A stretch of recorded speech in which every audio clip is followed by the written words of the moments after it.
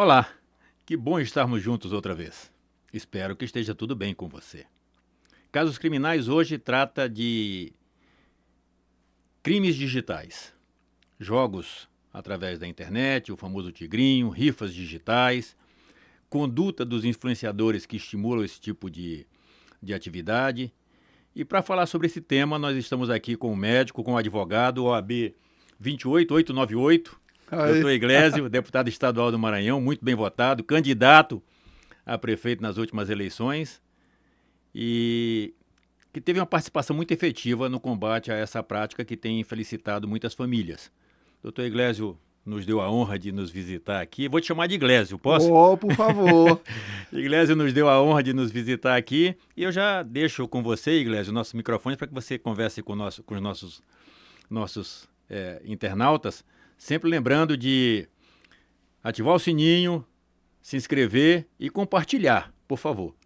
É isso, satisfação, doutor Charles, vou lhe chamar aqui de Charles também, já por que favor. foi solicitado, né? Esse ato cronológico aí de 19 anos que nos separa não desune nossos espíritos jovens, Sim, né? Nossos corações jovens. Então, assim, é uma satisfação estar aqui conversando com vocês sobre essa questão de jogos eletrônicos, jogos de azar, essa verdadeira febre que contaminou o Brasil nos últimos anos, tem gerado aí milhões, bilhões, na verdade, de reais. Só a indústria de alimentos, as associações supermercadistas, elas estimam que o Brasil, no ano 2024, tenha perdido cerca de 130 bilhões de reais de recursos que saíram aqui de circulação da economia do varejo, do supermercado, da alimentação, para reservas externas, para paraísos fiscais. Não custa lembrar, 60% a 70% hoje das bets são ilegais no país, a despeito da lei que foi aprovada no Congresso para financiar as emendas dos deputados federais e senadores da República, infelizmente. Então, assim, tem muitas coisas que foram feitas de maneira atropelada, que geraram lacunas legislativas importantes, que causam, obviamente, dubiedade de interpretações de delegados, de investigadores pelo país afora e que tem trazido julgados cada vez mais frágeis, flexibilizando as penas e deixando pessoas que cometem crimes em plena luz do dia aí livres das mãos da justiça, infelizmente. Na verdade, Iglesio, esse povo, eles não aparecem, né? Quem faz essa divulgação, quem finge que dá tudo certo, que está ganhando dinheiro, são os influenciadores. Isso. Qual é o papel dos influenciadores? Eu acho que eu estou com a língua travada. Qual é o papel dos influenciadores nessa dinâmica toda da propagação desses jogos? Olha, ao meu ver, sempre existe nessa coisa dos jogos eletrônicos divulgados um subsistema que funciona como uma pirâmide financeira, um esquema de Ponzi no final. E claro, como tem muita gente envolvida na cadeia de pessoas, tem a pessoa que vende o programa, tem a pessoa que é dona da plataforma, tem o influenciador, tem as pessoas que são vinculadas ao influenciador, subinfluenciadores eventualmente também, como tinha aqui no caso de uma conhecida que foi inclusive presa durante um período, agora cumpre prisão domiciliar. O que acontece? Sempre, ao meu ver, o crime de organização criminosa, ele termina entrando ali. Tem 4 ou mais pessoas envolvidas dentro desse subsistema. Recentemente prenderam uma em Bacabal, o marido participa, quem está acima dela da pirâmide também participa e, infelizmente, as coisas são assim. A gente parte de uma premissa que a máquina é programada para ganhar na imensa maioria das vezes. Acima de 95% das vezes, a máquina vai ganhar. Então, é uma maneira de fazer as pessoas entrarem numa coisa que já se sabe que vai haver perdas. E perdas que ativam aí eu posso falar tanto na condição de médico como ativação de centro dopaminérgico, que faz com que a pessoa desenvolva uma dependência daquilo ali de maneira muito rápida, que ao final pode desenvolver um transtorno psiquiátrico que inclusive é codificado no Código Internacional de Doenças como ludopatia. Então, do ponto de vista médico, tem uma doença que ela o padrão dela, quem tem os fatores de risco para ela tem o estímulo ali colocado o tempo todo. O que é o estímulo? É uma pessoa que diz que ficou rica o tempo todo com jogos, jogando, que cria situações que são, claro, obviamente, quando induz a pessoa a perder dinheiro e esta pessoa colher benefícios dela, a gente está falando de estelionato também. Né, Sem dúvida. Que não foge disso aí. E tem os próprios crimes relacionados nas leis de jogos, com as publicidades que são feitas de maneiras indevidas, que já tem previsões dentro desse próprio arcabouço normativo para penas também específicas para o tema. Infelizmente, a gente tem no Brasil essa grande miscelânea legislativa e que, às vezes, os tipos penais ou eles se consomem um no outro ou eles terminam se somando aí, como esse negócio dos atos antidemocráticos que o STF está inovando em legislação cada vez mais em dosimetria de pena. Para os vagabundos, para as pessoas que induzem outras pessoas a perderem dinheiro de maneira recorrente, estragarem suas vidas. Já teve, pelo menos aqui nos últimos 2 anos, mais de 10 casos de suicídio que tiveram ampla repercussão na internet. Eu já tive dezenas de pessoas que chegaram para mim com suas vidas arrasadas por conta de financiador, por conta de estímulo desses supostos influenciadores. Já chegou a situação de pastor evangélico conversar comigo dizendo que tinha caído nisso aí. E claro, ativa o cérebro, ele tenta tirar o prejuízo jogando mais, e a partir do momento que tenta tirar esse prejuízo, ele busca dinheiro a juros, aí ele entra num outro subsistema criminoso que é o mercado de agiotagem, que a gente tem aqui ainda tão forte no Maranhão. Então, assim, é uma coisa que faz mal para a economia, porque tira dinheiro da população, de cada R$ 600 acumulados aí no Bolsa Família, R$ 100 a população hoje, que é usuária de Bolsa, gasta com jogos de azar. Sai do supermercado, reduz, portanto, o montante circulante que poderia estimular a economia, estimular o varejo, criar empregos, reduzir de fato o desemprego, não com essa cosmética estatística que o IBGE tem feito aí, de, por exemplo, nós temos 46, 50 milhões de usuários de Bolsa Família, pessoas dependentes do Bolsa Família. Como é que essa pessoa não está na estatística de desemprego? Sim. Como é que meu desemprego é 6, 7% se tem 25% do país em Bolsa? Então, assim, tem 49 milhões de pessoas que carregam o Brasil nas costas, entre empregados e empreendedores. E a outra metade, os outros 2/3 da população, ou os outros 3/4 da população terminam não contribuindo para a economia. É um país que está fadado a fracassar por conta disso, e os jogos só contribuem, infelizmente. E a polícia cada vez mais fraca no processo. Recentemente foi feita uma regulamentação. O Congresso Nacional votou uma lei regulamentando essas plataformas. O que ficou muito famoso foi a plataforma do Tigrinho. Uhum. Mas o que são esses jogos? Quais são hoje os jogos que tem no Brasil? Como é que isso se regulamentou, se é que regulamentou, e o que está fora da regulamentação? Olha, regulamentou, mas de uma maneira confusa ainda. Se eu for fazer a leitura da lei, de fato, assim, ele coloca lá, ele regulamenta as apostas de cota fixa, que são essas bets, e coloca de maneira muito resumida a questão das apostas que estão vinculadas à aleatoriedade. O que é?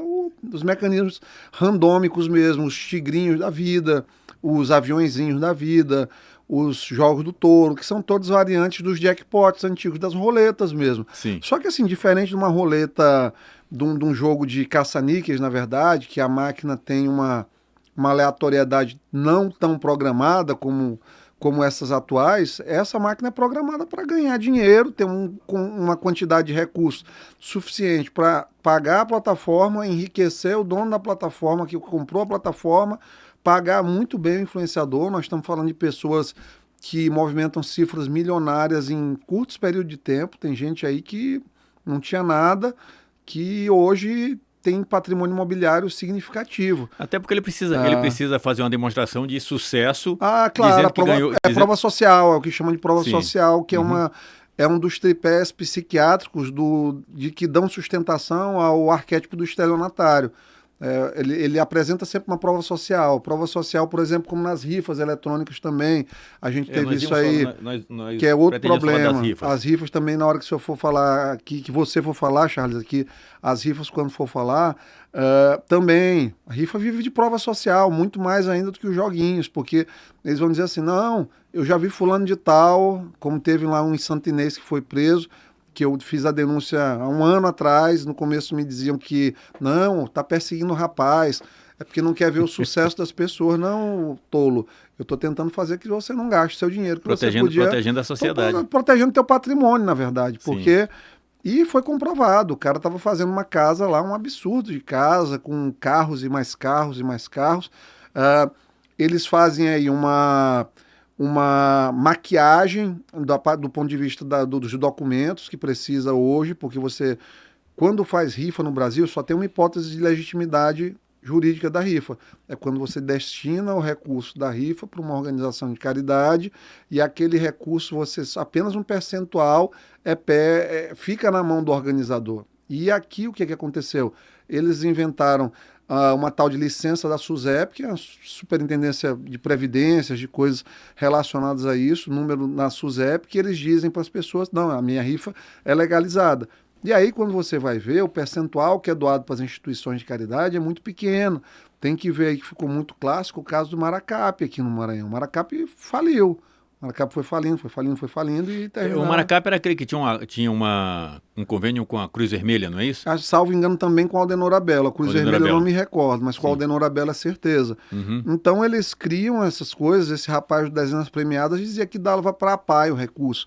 Mas o volume que tem, o percentual que é estabelecido por lei dentro dessa coisa das rifas, é assim, o organizador fica com 7, 8% para despesas administrativas, o lucro dele nessa base aí também, não, na verdade é 30% para despesas, um teto como esse aí, 8% para ele, e o restante todo é jogado para o pessoal das associações, da beneficência que deveria ser o centro da coisa, mas não é.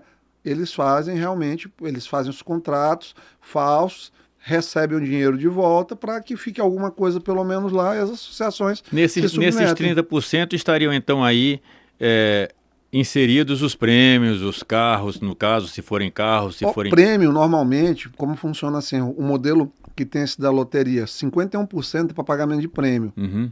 Então, compreendi. Então, o que deveria ser de reprodução mais ou menos obrigatória para todo mundo é isso aí. Uhum. 51% é o prêmio. Sim. Infelizmente, não acontece isso nessas rifas. Entendi. Claro que você aumentando o percentual para o prêmio, você aumenta o percentual de beneficiários no final. Com certeza. Só que como o objetivo é enganar, é encher o bolso, o camarada reduz ao mínimo possível o prêmio, faz uma propaganda, um estardalhaço daquilo que deu e diz que está... uma rifa de uma Pop, por exemplo, uma moto simples aí da Honda, que é uma das motos mais baratas da Honda, a ação custava 18 mil ao todo, com as despesas todas, e eu tenho pessoas que eu conheço que trabalhavam com isso, que me dizem, rapaz, quando tu não existia, eu fazia uma ação de uma Pop e tirava 60, 80 mil por ação. Ou seja, uma alavancagem de 400%. Não tem nada que dê isso do ponto de vista de trabalho legalizado. E qual que é o nível de especialização laboral que se precisa para se tornar um rifeiro? Nenhuma. Saber enganar as pessoas e baixar uma plataforma pronta e começar a divulgar isso nas redes sociais, com prova social, com propaganda recorrente e só. Deputado, você falou um assunto interessante que eu marquei aqui, não sei se entendi. São 130 bilhões de reais, são reais ou são dólares? Reais. 130 bilhões de reais são desviados com esses jogos para paraísos fiscais. Sim. Ou seja, isso o governo não tem conhecimento, a população cada vez mais vai empobrecendo, não tem geração de emprego, não tem construção de hospital, não tem construção de estrada. É dinheiro retirado da economia. Dinheiro retirado da economia, sai do bolso do cidadão, vai para a plataforma que faz a captação e envio dos valores para contas em paraísos fiscais.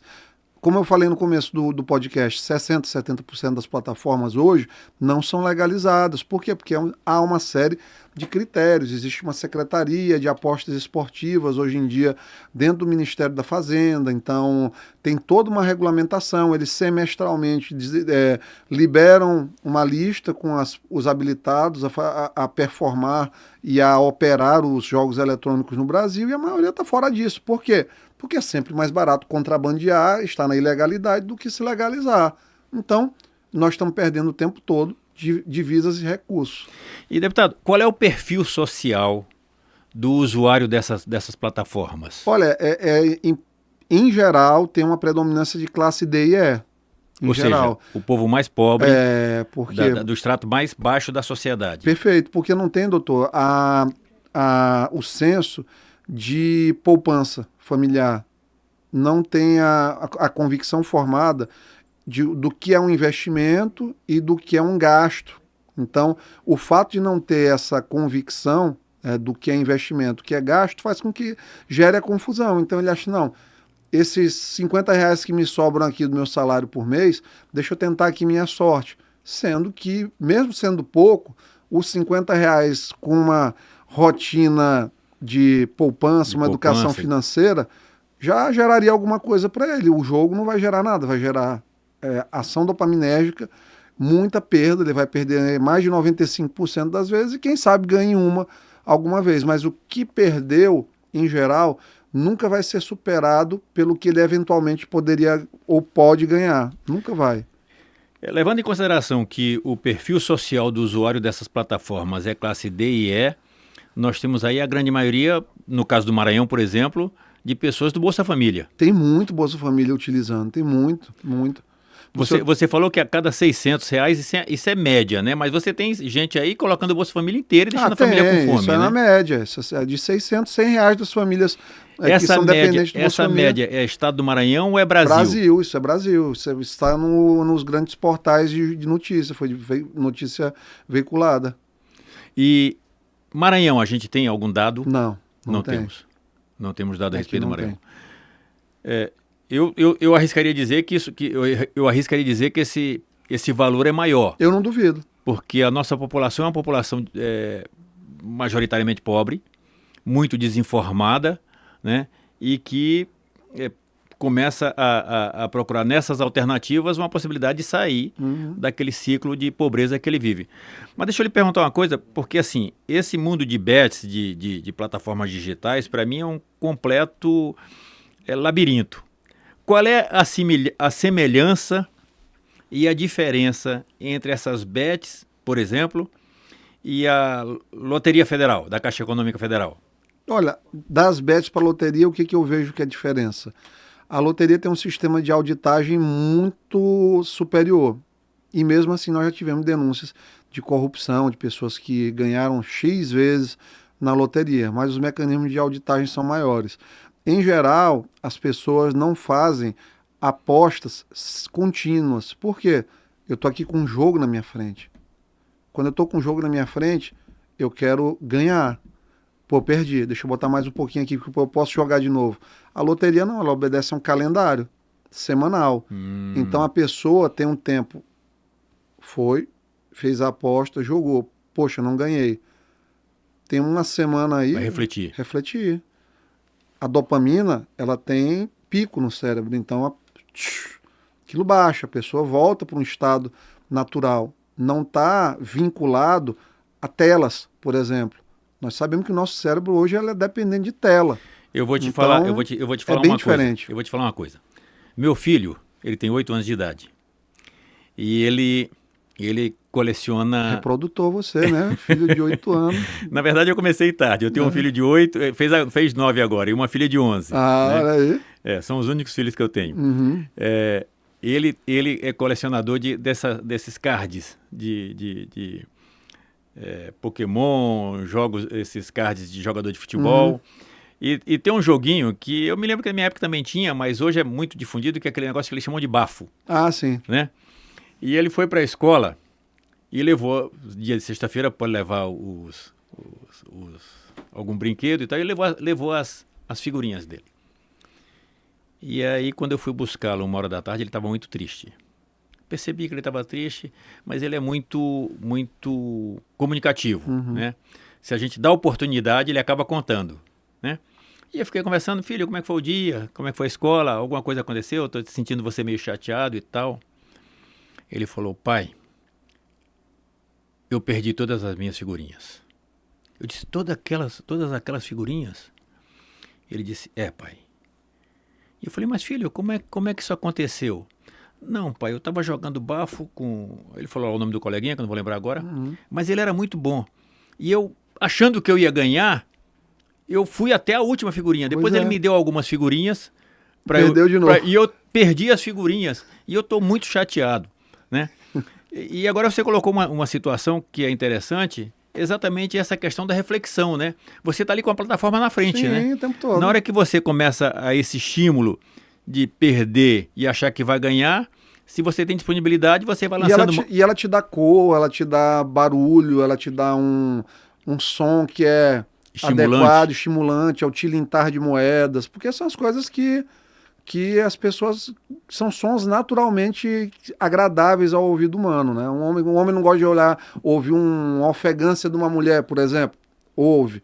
Assim como a mulher também gosta de ouvir uma ofegância masculina. Uhum. Moeda, quem não gosta do barulho de moeda, que é o sentido financeiro. Sim. Né? E o aplauso dos pares, né? Também, que são as coisas que os homens em geral gostam. Né? Sim, sim. A ofegância da mulher, o tilintar de moedas e o aplauso dos pares. Então, é mais ou menos a mesma coisa. Eles brincam com coisas que o cérebro e a psique humana é acostumada a gostar e necessitar. Nesse contexto de apostas que a gente tem discutido aqui, o Maranhão regulamentou uma loteria, né? Uhum. Como é que está chama Lotema? Lotema. Como é que tá como é que foi essa regulamentação? O que está sendo feito hoje? Como é que Olha, está? teve uma lei que o Flávio Dino aprovou, depois o Brandão fez uma alteração na lei. A lei ela é originada no executivo ou foi do legislativo? Projeto do executivo. Projeto do executivo. Porque como é criação de estrutura administrativa, né? Então é competência do o 43 na nossa Constituição Estadual. Perfeito. Então o que acontece? A loteria foi criada na época do Flávio Dino, o Brandão fez uma alteração altamente genérica, e depois eles fizeram lá um decreto regulamentador que eu já manifestei minha opinião contrária a ele várias vezes e já solicitei que isso fosse revisto, e até hoje nunca foi revisto. Dentro do parlamento, não tenho condição de atuar para além disso aí. Mas, assim, não me agrada a forma que foi colocado. Eu já sinalizei isso aí para o governador, já sinalizei isso para o pessoal da Mapa também, mas é coisa a ser revista. O que efetivamente você vê como desvantajoso na Lotema? O que eu vejo na Lotema é que ela remunera muito o dono da plataforma, o dono das bets, e a contrapartida social dela é proporcionalmente pequena dentro do que deveria ser, se você pegar os percentuais. Eu não tenho os percentuais assim de cabeça para cada modelo, mas tem delas que passam ali do fora o apurado para prêmios de 80%, chega próximo de 80% para a empresa. Vai ali 3 a 6% para o esporte, um pouquinho para a educação e muito pouco. Então acho que não foi boa a formatação. Tem no contexto da distribuição de lucros, me parece que não tem muita diferença do que tá irregular. Olha, eu não conseguiria lhe dizer, porque assim, de certa forma, as plataformas elas pagam uma luva. Salvo engano, a luva aqui no estado é de 5 milhões de reais para cada uma dessas plataformas já iniciarem a operação. Então tem... Por operação ou único... por licença. Por licença. Ela tem a licença dela para operar X anos. Eu não tenho de cabeça a quantidade de tempo. Não é caro, deputado. Não é, mas a Lotema... Pela capacidade de alavancagem. Capacidade de alavancagem que ela tem, 5 milhões é nada. Não, é pouco, mas assim, como loteria estadual, os números ainda são muito ruins deles. Muito ruins, né? Eu acredito que eles estejam até o momento arrependidos, porque a concorrência com o ilegal é muito desigual. Por quê? Porque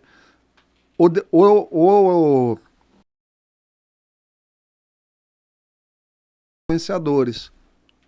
E o Estado fica feio para o Estado fazer propaganda de jogo, né? Com a marca da Lotema, loteria. Isso aí não é uma coisa que seja de bom alvitre para o Estado fazer. Então, proporcionalmente, eles perdem muito pro que não é legalizado. Pro legal. Sim.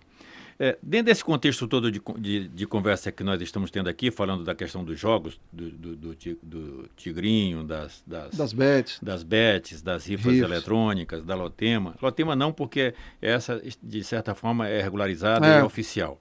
Mas dentro desse contexto todo, nós estamos tratando de crimes, né? E o Brasil é um país que ele tem se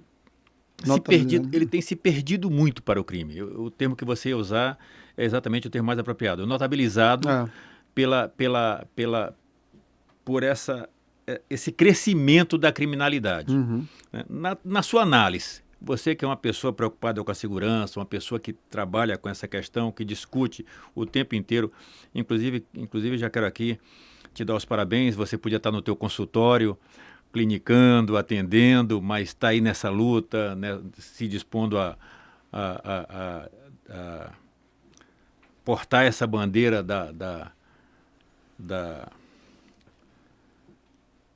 Acho que é da defesa do da patrimônio das defesa do pessoas patrimônio mesmo. das pessoas, né, da dignidade do ser humano, enfim. Na tua opinião, o que tem propiciado essa escalada criminosa no país? A internet A gente fala muito da questão do desenvolvimento das facções, mas é muito raso a gente dizer que a criminalidade aumentou por causa das facções, né? Evidentemente que existe alguma coisa que tem permitido o desenvolvimento dessas facções.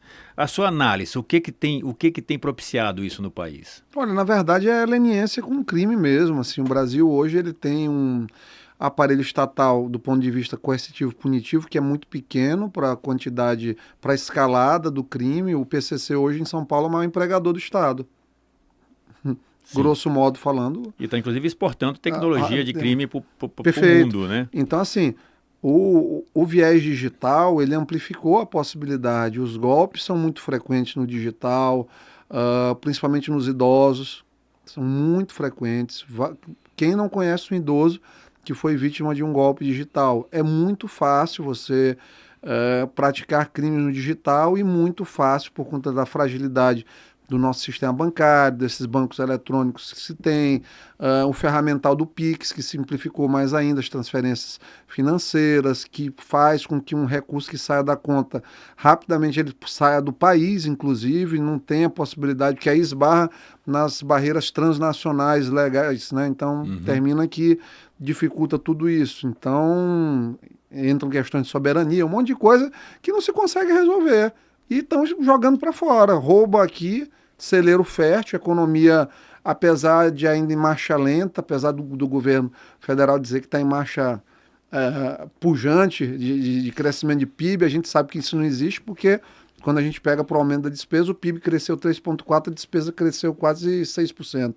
Então nós estamos aí andando, na verdade, para trás. E os gráficos hoje de atividade econômica, de desemprego e de aquecimento de economia, ele já mostra que tem um pivô para baixo, subindo, inflação subindo. subindo. E o pessoal sente isso no bolso, né? E a gente está chegando na parte do juro proibitivo de congelar a economia. Sim. Hoje, quem que está construindo? Quem que está comprando uma casa financiada? Você não consegue comprar imóvel financiado hoje que vai pagar 18% ao ano, que é para as famílias. Eu tenho um apartamento ali no Jardins que é de posse da minha mãe, que eu coloquei lá para ela faz a percepção desse aluguel por mês, que o apartamento tem 7,5% de juro ao ano. E nós estamos hoje em 18%. Então ela perguntou outro dia, minha filha, será que a gente faz um esforço para quitar? Eu digo, não, mamãe, deixa o dinheiro na poupança que ele está rendendo aí 14,25 pelo menos e estamos pagando 7,5 de juros. Então nós estamos aí com, ou seja, está com 50... 6,75, né? Nós estamos falando aí de ganho em cima. Fora a percepção do aluguel, que dá aí 0,4%, 0,5% do valor do imóvel. Então termina sendo uma estratégia inteligente de desenvolvimento de finanças. Para quem fez naquela época. Para quem fez naquela época. Hoje em então, dia é proibitivo. Hoje não é contraintuitivo você entrar hoje no mercado imobiliário brasileiro para fazer qualquer que financiar seja. Carro, financiar uma casa, celular, qualquer coisa que Outra coisa que aumentou, a questão dos consórcios por conta disso aí. As pessoas estão migrando um pouco do financiamento para uma estratégia que não garante uma aquisição imediata de bem, que às vezes tem golpes também em relação a isso, que é o consórcio, mas que é uma estratégia também muito interessante do ponto de vista de alavancagem patrimonial. Sim. É uma alternativa que acaba sendo posta ao cidadão, que apesar de você ter ali 10% de taxa de administração e a correção monetária de ano a ano, ainda é mais vantajoso do que você se submeter a um financiamento que vai te cobrar uma fortuna Termina e você acaba pagando 3 por 1. 3 por 1, é 3 isso por aí. 1, É isso aí. Dependendo do tempo de financiamento, até mais. Exatamente. Né?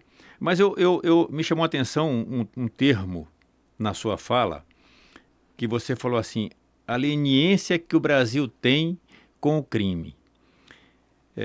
A rede tem divulgado muito, as redes sociais têm divulgado muito uma fala do ministro da Justiça, o atual ministro da Justiça, que foi ministro do STJ, ministro Lewandowski. STF. Do STF, bem lembrado. Eu falei STJ. Obrigado. Que foi ministro do STF, quando perguntou para ele por que não se prende no Brasil, por que as pessoas não ficam presas no Brasil. E ele disse que a polícia prende mal. Eu queria te colocar aqui numa sinuca de bico. Quem é que está trabalhando mal? É a polícia ou é o judiciário? É o sistema como um todo. A polícia hoje, por exemplo, se você for uma delegacia como a SEIC, que é o creme de la creme da nossa inteligência investigativa. Sim. DCCO, Departamento de Combate ao Crime Organizado, que tem ali, teoricamente, os melhores, o GAECO. Se você for olhar a estrutura que esse pessoal tem para trabalhar, ela é muito ruim em quantidade de delegados, em equipamentos, em insumos. Eles passam por dificuldades em relação a isso. Então, assim, do ponto de vista da investigação. Tem muito bandido para pouca investigação. O tempo de investigação demora mais do que deveria. Crimes prescrevem, naturalmente. Crimes deixam de ser prioritários, porque a gente sabe que a pauta social também ela tem uma relevância muito grande no momento. Quando chega para o judiciário, aí nós enfrentamos questões que são diversas. Desde as questões de matéria processual mesmo e organizacional do sistema judiciário, como a corrupção que a gente sabe que existe, como existe na política, como existe na medicina, na advocacia, em todos os setores, infelizmente, do Brasil, porque é endêmico na nossa sociedade aqui, essa questão da corrupção. Se vende leito em hospital público, se consegue vender leito em hospital público para tirar um paciente do corredor. Quando eu exerci o cargo de direção no Socorrão no ano 2013, se vendia uma maca por R$50 lá dentro. Até a gente descobrir quem era, tirar essas pessoas de circulação dentro do hospital. Havia um esquema, por exemplo, de ambulância, de roubo de peças das próprias ambulâncias para aumentar os custos com cartão de manutenção, para que os funcionários que exerciam lá essa atividade motorista, de conservação de ambulância, ele oferisse retornos financeiros. Então, assim, quando eu peguei, o tal do ticket car era R$30 mil de despesa com ambulância por mês. Eu baixei para 7. Só gestão. Lá fechando os ralos. Fechando o ralo. Tinham lá 10 monitores que, por falta de pagamento lá, uma empresa foi lá e desconectou a tela do monitor da placa lógica. O monitor está sem funcionar. Por quê? Porque não estão pagando 20 mil de manutenção para a empresa, que era um contrato desproporcional. Eles foram lá, os monitores pararam, desconectaram. Eu mandei para Curitiba, para um amigo meu dar uma olhada, para ver o que poderia ajudar ali, pro bono mesmo. Ele disse, meu irmão, não tem nem como te cobrar isso aqui, porque o que foi feito foi plugar o monitor na placa. Reconectar. Os monitores estão perfeitos. Então nós chegamos a um nível de barbárie civilizacional que deixa todo mundo constrangido, quem tem um mínimo de boa fé. Que assim, não existe ser humano perfeito, não existe ser humano livre de falhas, mas assim, existem limites que não poderiam ser cruzados. Esses limites eles são cruzados no Brasil, na medicina, no judiciário, na política, de maneira perversa, muitas vezes, de maneira recorrente. E a minha preocupação toda é essa. E na sua opinião, isso tem a ver com o sentimento de impunidade que gera no Brasil? A certeza da impunidade para quem consegue ter alguma forma de bancar custos nos processos. Ter acesso a bons advogados, a ter acesso a relacionamento do judiciário, tem muita coisa. E qual seria a solução para isso tudo? Na sua avaliação, na tua avaliação de Brasil, o que seria factível? A gente tem um exemplo nacional, um exemplo mundial, que é o Bukele. Né? Seria a prática adotada pelo Bukele uma prática a ser imitada no Brasil? Tu vês clima para isso no Brasil? Não se consegue reproduzir o modelo salvadorenho por conta de quê? Diferenças entre os países populacionais. El Salvador é um país muito pequeno, Muito né? pequeno, muito mais fácil de fazer esse tipo de gestão, população pequena, criminalidade mais geograficamente controlada. Nós não temos aí uma Amazônia, por exemplo, para as pessoas se esconderem na Amazônia, nós não temos a territorialidade supranumerária que o Brasil tem, assim, nós temos aí muito lugar para as pessoas se esconderem no Brasil. Nossas fronteiras são extremamente mal vigiadas. Os nossos aeroportos clandestinos, eles ainda existem em quantidades significativas no país, e as possibilidades e rotas de fuga, a própria hidrografia Sim. nacional, oceanografia também, ela é também dificultadora de ações de combate ao crime, narcotráfico, tudo que pode ter de ruim. Então, assim, não vejo uma forma de reduzir ali a nossa solução ao modelo salvadorenho. Para mim é uma questão mesmo de construção social. Nosso país ele vem errado desde a chegada dos portugueses? Que não foram descobridores, foram ocupantes aqui, hóspedes do Brasil e que se apossaram do país. Diferente dos Estados Unidos, que quando houve a colonização, houve um sentimento ali naquelas 13 colônias de fazer a construção aos poucos de uma nação. É como eu sempre digo, eu estava uma vez conversando com o Thiago, que está aqui comigo, que é um irmãozão que eu tenho, dentro dos Estados Unidos, eles são tão organizados no quesito da justiça que a primeira capital dos Estados Unidos não foi Washington, foi a Filadélfia. E aí houve uma confusão, e o que eles fizeram? Não, o que era a briga? A capital estava um pouco mais para o norte do que para o sul. Então o sul, que era escravocrata, escravagista, contra as colônias do norte, que eram comerciais, achava aquilo injusto, que não, vamos fazer aqui uma grande reunião e vamos definir que a capital será no ponto médio dos dois. Equidistante Da parte superior com o polo superior do polo inferior. Vai ser bem aqui, neste ponto, na margem deste rio, faremos uma cidade com o nome do primeiro presidente para fazer a nossa capital. Uhum. Então, foi feito dessa forma. Então, lá nos Estados Unidos, a proposta de nação foi construída dessa forma. Quando a gente tem nações aí da Europa, a gente também vê que tem as coisas construídas mais ou menos dessa forma.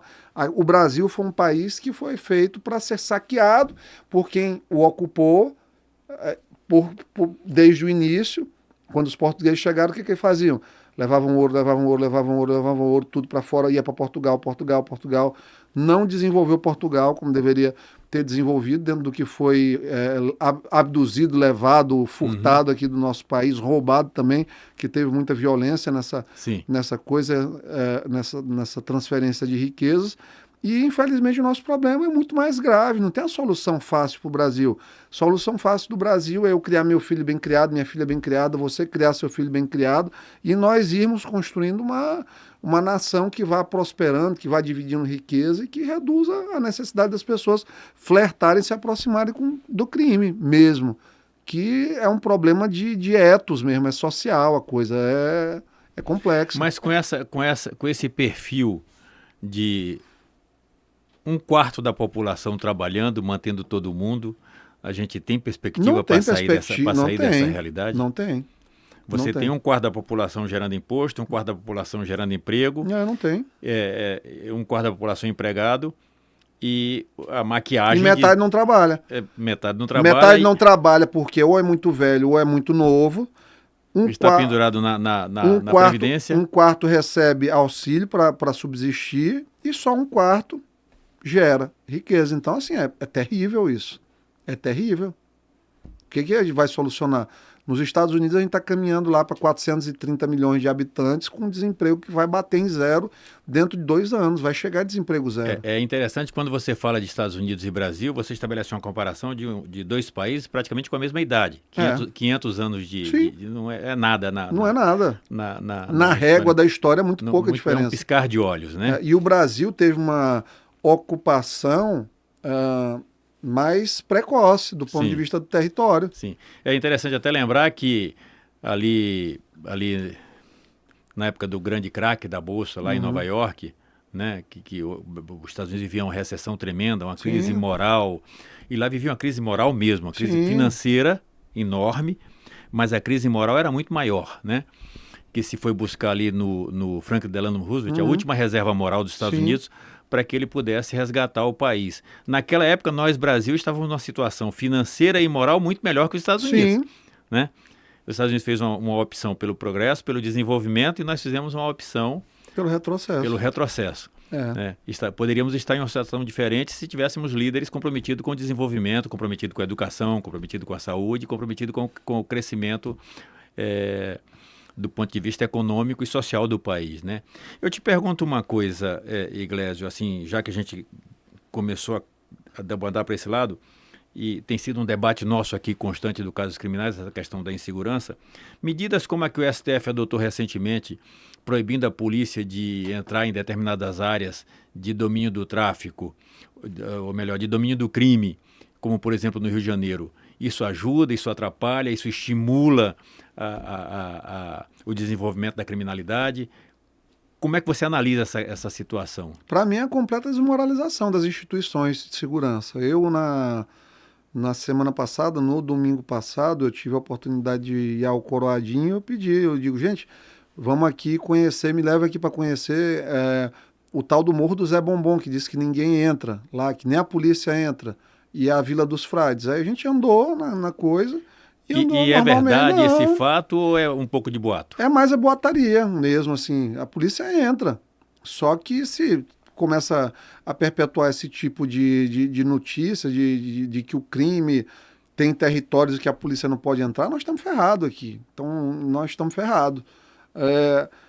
As autoridades, para atendimento vamos lá, sendo bem... necessário fazer o reexame da história do filme do Tropa de Elite. Sim. A política faz acordo com o crime para ter paz suficiente para fazer política. Então, tem um território em que parece que há um respeito bem ali ao que é do crime, e a partir dali a política tem alguma certa estabilidade. Lembra quando teve aquela situação da rebelião em Pedrinhas que fizeram decapitações, aquelas coisas ali? Sim. Depois, o governo do Flávio Dino veio e, com certeza, melhorou as coisas ali para a criminalidade dentro dos presídios e conseguiu baixar a bola daquilo ali. Nunca se viu o Jefferson Portela agir contra as facções, com mão pesada nas facções. Eu mesmo apresentei no primeiro ano e passamos na Assembleia a chamada Lei de Recompensa, que foi uma lei que foi aprovada e entrou em vigência no Ceará, o que ela dizia? Olha... nós vamos dar recompensa para quem fornecer informações contra o crime organizado. O Portela nunca regulamentou uma lei sensacional. Por quê? Porque pegou pressão das organizações criminosas, que aquilo ali ia gerar arapongar, caguetagem, dedurar mesmo. Então, o crime pressionou e nunca regulamentaram. Iglesio, você colocou uma questão intrigante aqui nessa questão aí das decapitações em Pedrinhas. Eu entendi mal... ou você afirmou que houve um acordo do governo, na época governo Flávio Dino, com as facções, para que houvesse uma pacificação através de um fornecimento de benefícios e facilidades para o crime? Eu tenho essa impressão do que aconteceu foi isso. Eu não consigo formalizar uma acusação por conta da óbvia impossibilidade, é uma prova diabólica praticamente. Eu estou diante aqui do que eu não consigo produzir isso como prova. Uhum. Mas... há uma questão que é muito evidente, que é a cronologia. E a gente sabe que os eventos eles não acontecem dentro das relações humanas à toa e sem um diálogo, né? Então, ali entraram, não, isso aqui melhorou a condição aqui no presídio, vamos colocar aqui separadinho por facção, e aí a coisa baixou. É muito intrigante essa constatação.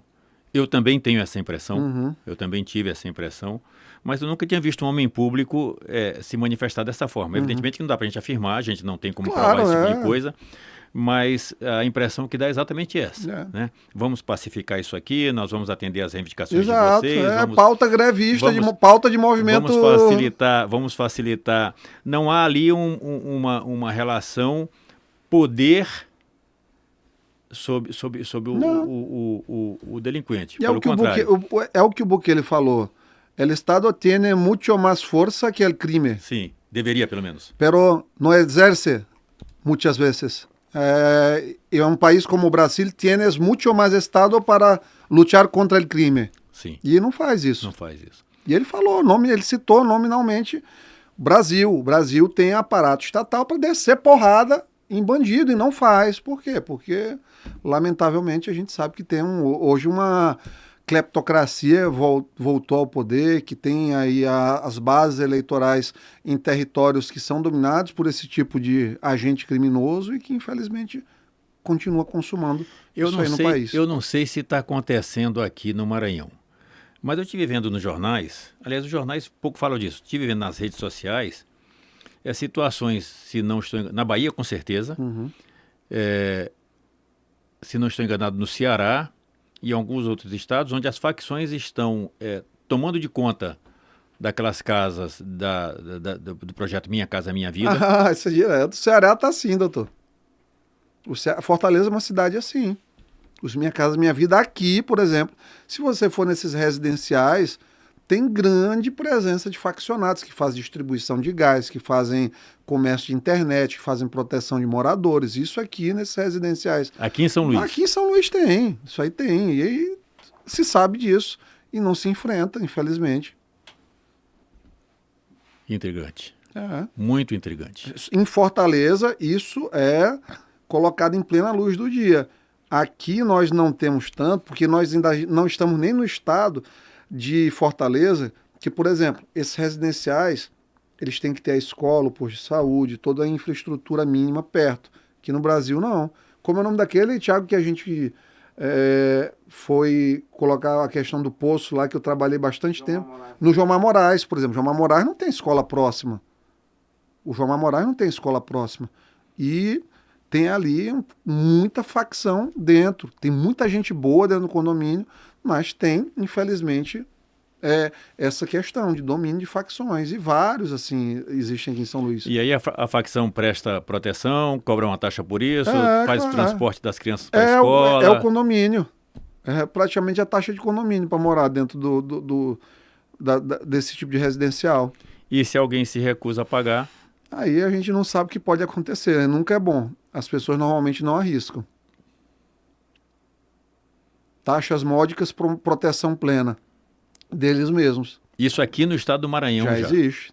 E não há nenhum tipo não de... Não tem providência. De porque não incomoda, porque não bate a porta. Eu estava um dia desse conversando com um colega advogado, eu estava aqui me esforçando para lembrar o nome dele, não lembrei.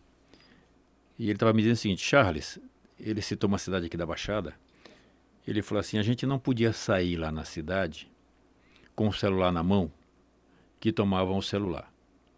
Qualquer coisa que você fizesse, te tomava o celular. Hoje você dorme com as portas abertas e não acontece nada.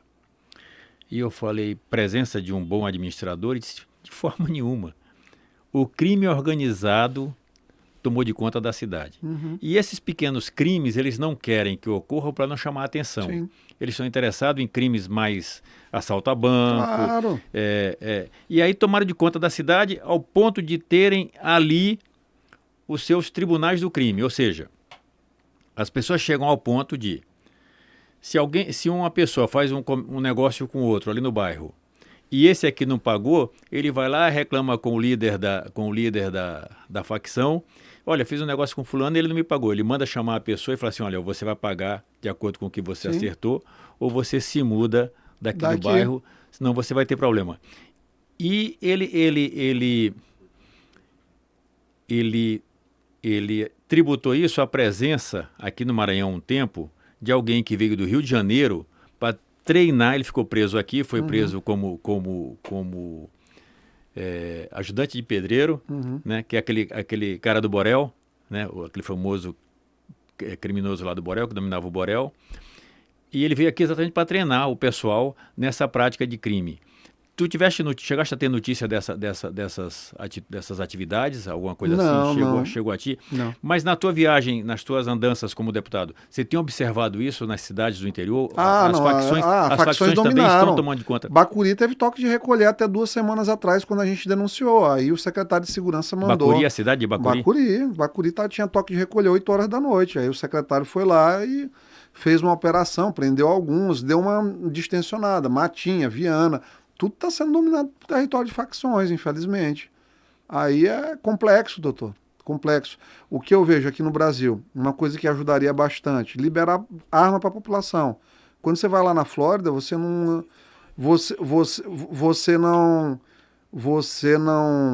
Quando você vai na Flórida, por exemplo, vou fazer o corte aqui, tá, para a edição.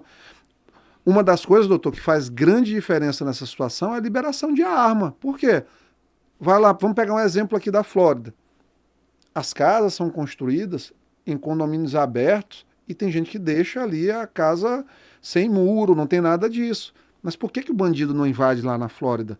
Porque ele sabe que se ele invadir um domicílio, lá é uma lei estadual que permite que o cidadão tenha um fuzil dentro de casa. Então o cara, ele vai pensar 10 vezes antes dele tentar assaltar uma casa que ele pode ser recebido com um tiro de fuzil. Então... A propósito desse tema, é uma questão interessante que você colocou. Quando o Japão atacou Pearl Harbor, sim, né, eles poderiam ter invadido os Estados Unidos. Sem dúvida. Né, eles poderiam ter invadido os Estados Unidos. Eles atacaram Pearl Harbor, foi um ataque sucesso pleno, né, pegou todo mundo de surpresa. E os japoneses não invadiram os Estados Unidos. E depois alguém foi perguntar por quê, né? E aí se descobriu que o general japonês chamou os soldados e falou assim, olha, a gente precisa ter muito cuidado em invadir aqui essa região, porque todos os americanos têm armas e eles sabem usar. Então, assim, até numa situação de guerra, quando você tem arma em casa, quando a população está armada e sabe se defender, até em situações desse tipo, as armas são benéficas. Porque gera um efeito assim... O bandido sabe que eu estou desarmado. Doutor, eu tenho uma arma, você tem uma arma. Nós vamos tentar nos entender nas palavras e nas ideias até o último momento possível. Sem dúvida. Por quê? Porque se eu sacar minha arma, a sua vai ser sacada. Imediatamente um de nós dois não vai sair bem do incidente. E a pessoa que tem o controle de uma arma, ele tem esse tipo de mentalidade. Não a arma ilegal, mas a pessoa que adquire uma arma por um processo normal e natural, ok. E assim, esse discurso, vai aumentar aqui os incidentes.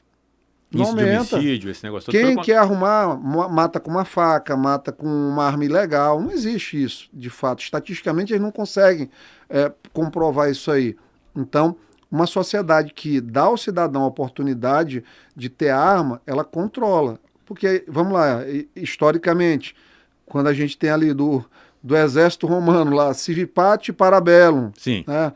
Prepare-se para a paz, de guerra, em tempos de paz, prepare-se para a guerra. E assim, só tem paz realmente se todo mundo tiver, de fato, as condições de se defender. Um cidadão que mora hoje numa comunidade que a gente chama aí, às vezes de maneira pejorativa, de favela, ele tem muito menos acesso à autodefesa do que uma pessoa que mora na península, dentro de um condomínio fechado. Então, essa pessoa está muito mais exposta. E aí, nesses locais, obviamente, a presença ostensiva do crime ela vai ser muito mais frequente e, assim, não seria assim se todo mundo soubesse. Por exemplo, lá dentro do Morro do Zé Bombom, todo cidadão que não é criminoso pudesse ter uma arma, o criminoso ia pensar 10 mil vezes antes de também ameaçar uma pessoa com uma arma, porque a ameaça vira reação às vezes. Sim. Ameaça vira reação. Então, 2, 3 aí que morram, bandidos, numa situação como essa, isso vai fazer a coisa baixar. Mas, obviamente, tem muitos interesses criminosos que fortalecem a política no Brasil, infelizmente, que terminam conspirando para ir fazer a defesa intelectual, porque tudo precisa ter a defesa intelectual da coisa para se construir uma narrativa. E no Brasil essas narrativas foram construídas com base nisso. O quê?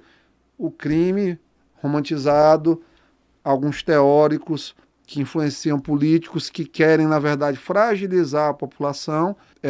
para mim, é o grande gargalo, que não será superado se a gente não fizer uma discussão séria sobre posse de armas no país. Enquanto a arma estiver só na mão do bandido, do criminoso, enquanto o policial hoje, como as defensorias públicas da maioria dos estados querem que o policial só dispare a arma dele depois dele receber uma notícia de um tiro.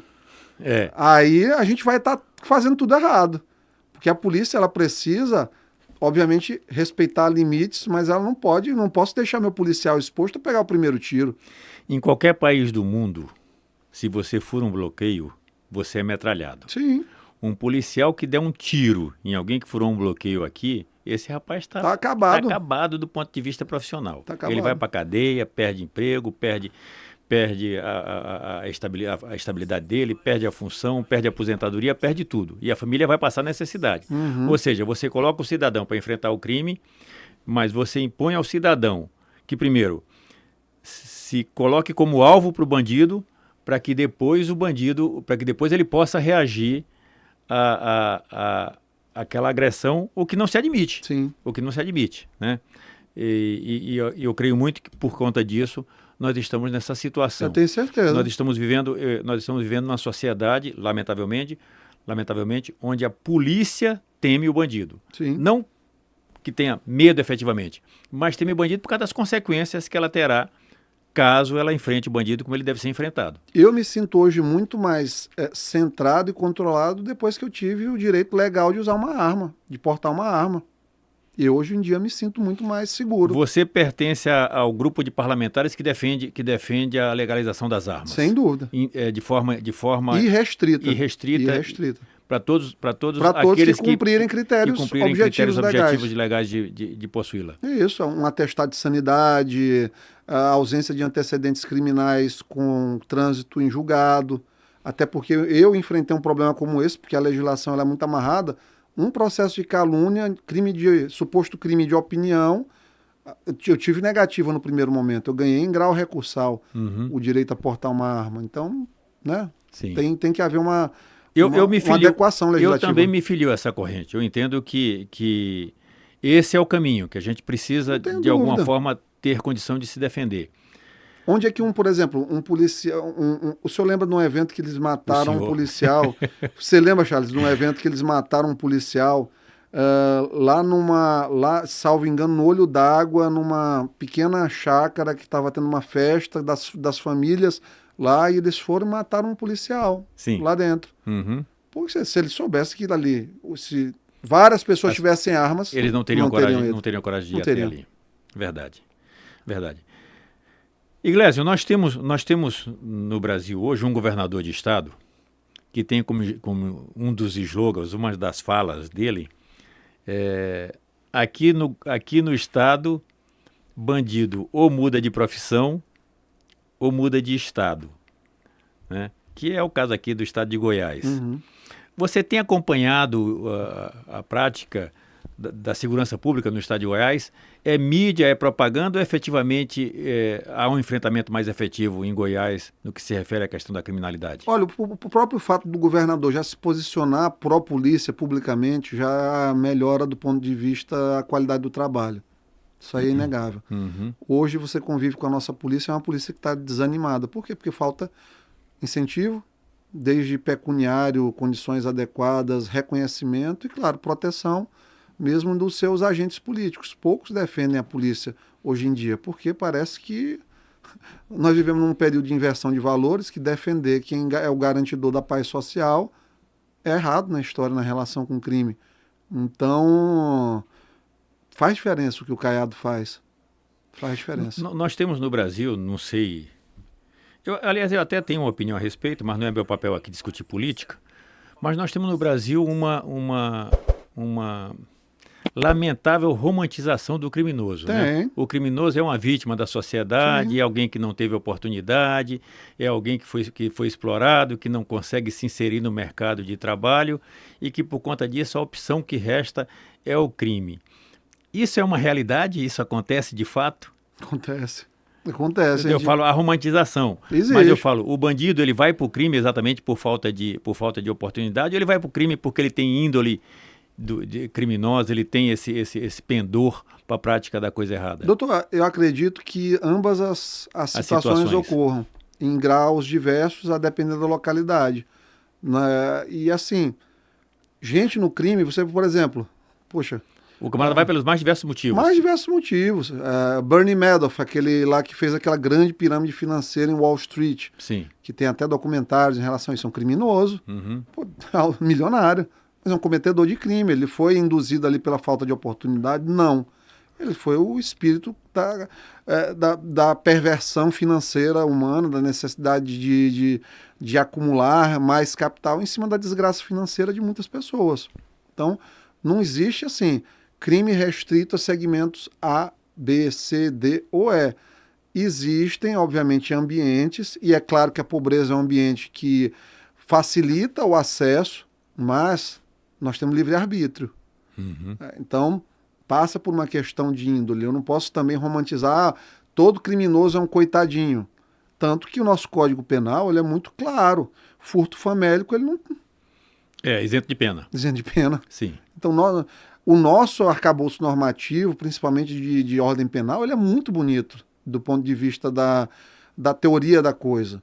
Então, uma pessoa que furta ou para matar, ela não tem condenação. Então, tá respondido, não há muito o que discutir. Uma pessoa que furta para matar a fome. Para matar a fome.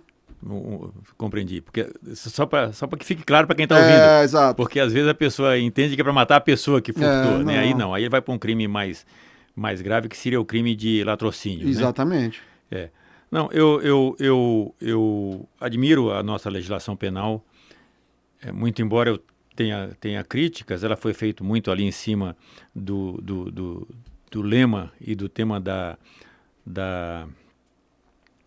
liberdade, igualdade e fraternidade. Sim, é um legalismo francês muito forte. Do legalismo francês, ali daquela época. Um código de 1940 que precisa ser modernizado, né? Mas é de fato um código muito bom. Eu acho que porque ele é assentado em bases filosóficas muito sólidas. Muito sólidas. E eu acho que no Brasil, efetivamente, nós não precisamos de leis. Nós precisamos efetivamente de que as leis sejam cumpridas, que as leis sejam aplicadas e que elas sejam efetivamente objetos de imposição de respeito e de temor daquele que pretende delinquir. Sem dúvida. Né? Eu costumo dizer que a lei não foi feita para o bandido. E aí eu vejo às vezes as pessoas falando assim, não, você exacerbar a pena, você não atinge a finalidade dela. Não atinge a finalidade do educativo de ressocialização. Educativo de ressocialização. Eu tenho dúvida se eu concordo ou se eu discordo dessa afirmativa. Muito embora vejo com limites e reservas. Muito embora eu tenda a crer que a exacerbação da pena, se efetivamente houver a certeza da aplicação, ela vai sim funcionar como um repressor daquele que pretende delinquir. Agora, se você só exacerba a pena, mas o camarada que está delinquindo continua naquela certeza de que ele pode delinquir à vontade, que ele tem a chance até de virar presidente da República... O estelionato, assim, é o crime mais popular que a gente tem no Brasil e ele para mim, talvez seja o calcanhar de Aquiles do nosso sistema criminal. Porque as penas para estelionato e o cumprimento delas é muito leve. Muito leve. E, assim, é um crime com um impacto muito grande na vida das pessoas. Sim, sem dúvida. Então, assim, para mim, um estelionatário ele é pior do que um ladrão. E isso não... É porque a gente no Brasil vai muito pela questão da associação com a violência durante a execução. Associação com a violência durante a execução com a pessoa, né? O estelionato é um crime que não tem violência. É um crime meramente patrimonial. Mas, de fato, o estelionatário ele é muito mais... As consequências do estelionato... Se a gente for fazer uma interpretação expansiva da coisa, não ficar no formalismo per si, você vai ver o quê? Que a violência emocional do estelionato é muito grande. Não é a violência emocional, por exemplo, que subsidiou a extrapolação da legislação da Maria da Penha, por exemplo, que passou da violência física para o sofrimento emocional da mulher. Sim. Eu pergunto, o sofrimento emocional do pai de família ou da mãe de família que perdeu seus recursos por conta de um golpe, onde é que isso é levado em consideração, os efeitos disso dentro de uma dinâmica familiar, de uma dinâmica de sucessão patrimonial, uma série de coisas que estão envolvidas e que não são colocadas. Parece realmente que só alguém fez uma coisinha tranquila, que porque não foi violento, Não aconteceu. Não levou problema e não levou dor, não levou sofrimento e não levou consequências, às vezes, até drásticas à vítima. E quando a gente leva para a questão, por exemplo, do assédio, poxa, está cada dia mais configurado as condutas que são consideradas típicas como definidoras de um assédio moral, de um assédio sexual, do crime de estupro, de tudo isso aí. Hoje você praticamente falar, você está estuprando. Sim. Então, para o estelionato eu acho muito, muito leve a coisa.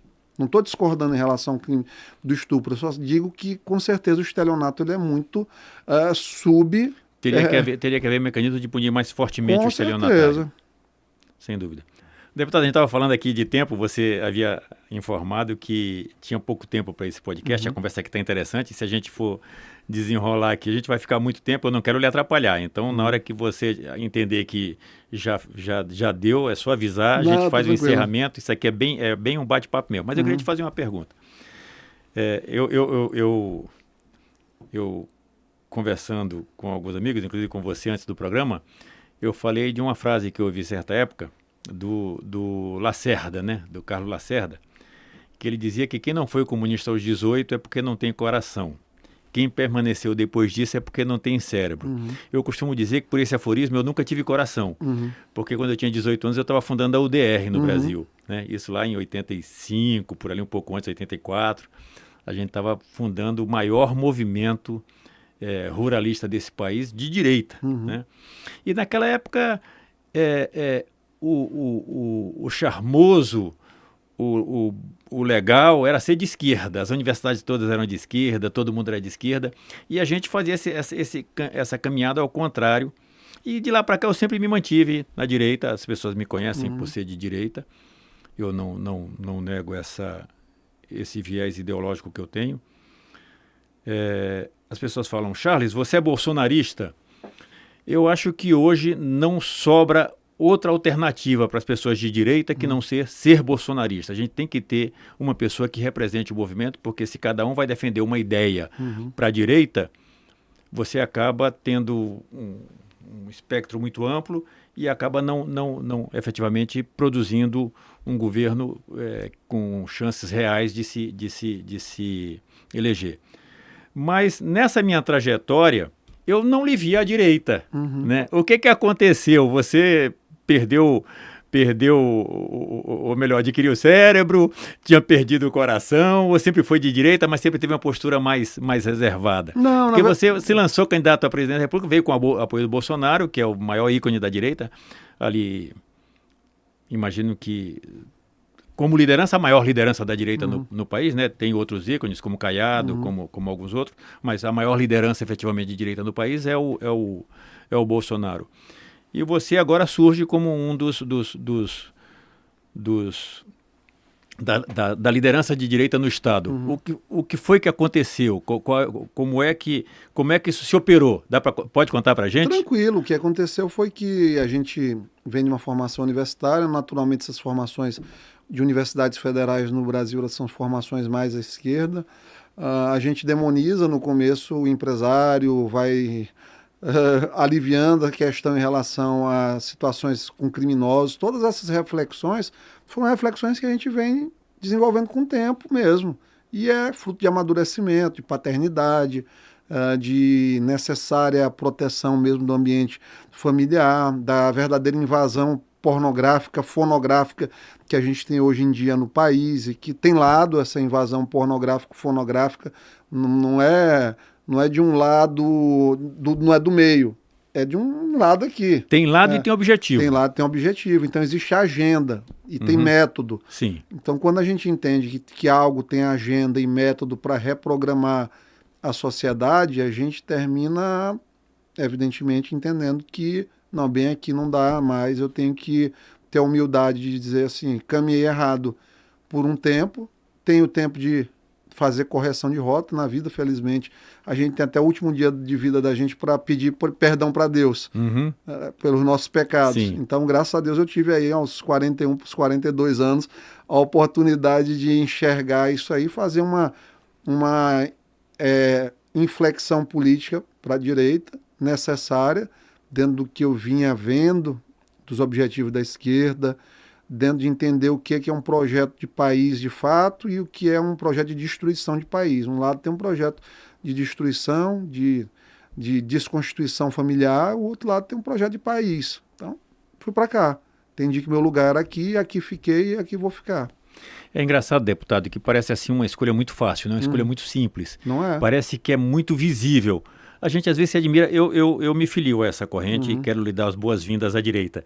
Eu fico feliz com a sua observação e realmente tem toda a lógica, tem toda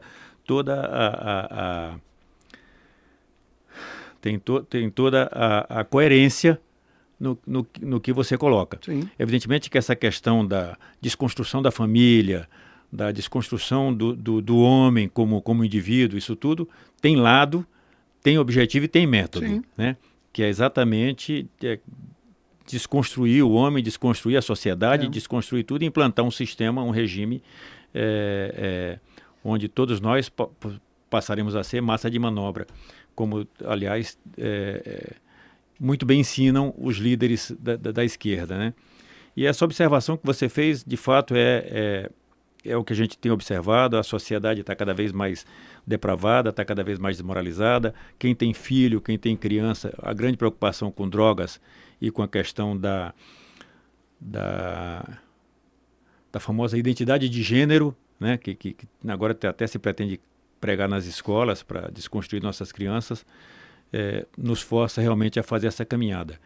E você, como uma liderança de direita no Estado, explicou de forma muito coerente e muito compreensiva essa mudança de postura. E eu fico feliz, eu gostaria que mais políticos, mais pessoas tivessem essa visão e essa compreensão. A gente pode continuar nessa conversa ou você precisa... Eu tenho que cortar. Tem que ir para academia.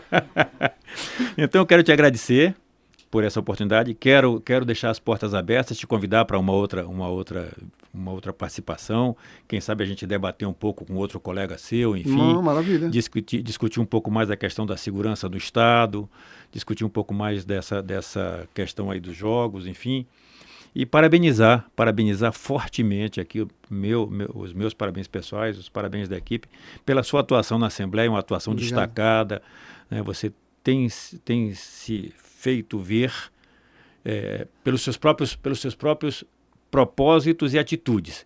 Muitos se fazem ver por força de governo, por força de outras coisas, mas você tem se feito ver pela luta que você tem encetado, que é uma luta, de fato, em prol da sociedade, em prol do patrimônio do cidadão, em prol da moralidade e da família e da justiça. É isso aí. E a gente fica muito feliz com isso. Eu lhe deixo o microfone para que você se despeça. E lhe agradeço, então, por essa oportunidade, pedindo que nos dê a oportunidade de conversarmos outra vez.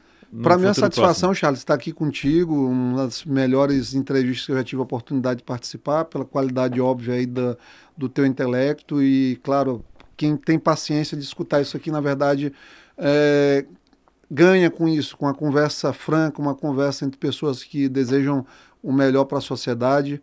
A minha motivação na política sempre foi ver o Maranhão melhor do que ele é, até porque o Estado é um Estado que vive e se fizessem diferente, nós teríamos condição de estar bem melhor. Nós temos tamanho, por exemplo, próximo da Alemanha. Então, se você imaginar um Estado que é do tamanho de um país próspero, um país de economia próspera, mesmo com histórias tão tristes aí no curso da Alemanha, nós vemos assim, o quão longe nós podemos chegar, mas nós temos que entender os exemplos. Aqui do lado do Piauí está avançando, porque está trazendo as melhores cabeças para os postos de comando da política e da polícia também. Acho que termina aqui de maneira inconsciente, isso acontece para eu falar dessa forma. No Ceará aconteceu a mesma coisa, por quê? Porque os caras lá, o Ciro, o Gereissati, em um dado momento do tempo em que eles tinham um projeto que não era o projeto do PT, por exemplo, eles tomaram posições ali que modernizaram o Ceará também, colocando pessoas capacitadas à frente dos quadros de gestão. Aqui no Maranhão, infelizmente, não houve ruptura com esse modelo de compadrio, de capitalismo de compadrio, de gestão de compadrio, nenhum ainda que passou. Até meu querido amigo governador Brandão ainda tem um pouco desse resquício aí, porque foi criado dentro desse modelo político e isso aí não diminui o carinho que eu tenho por ele, mas eu não vou deixar de expressar minha divergência com o método, porque para agradar. Né? Ele sabe meu jeito é esse de falar, de verdade, mas não diminui o carinho que eu tenho por ele enquanto pessoa, porque é uma pessoa que é capaz de ouvir isso aqui e não ficar zangado. Sim. Ele é o governador, eu sou o deputado. Minha função como deputado é falar o que eu acho que está em dissonância com as coisas, e ele que é governador, ele tem a caneta para dizer, faça-se isso aqui, faz obra, faz isso aqui, faz aquilo. Então, nós temos papéis distintos, mas temos respeito mútuo em relação a isso. Eu quero fazer o melhor e vou continuar. Onde tiver oportunidade de colocar minha visão de mundo, eu estarei aqui e com certeza voltarei a conversar contigo e com toda essa galera firme, ponta firme aí do podcast. Mais uma vez, obrigado, deputado, e eu espero você na próxima quinta-feira, pedindo sempre que não se esqueça de ativar o sininho, de fazer a inscrição, de compartilhar e nos ajudar na divulgação desse trabalho. A gente espera encontrar com vocês na próxima quinta e até lá, se Deus quiser. Valeu!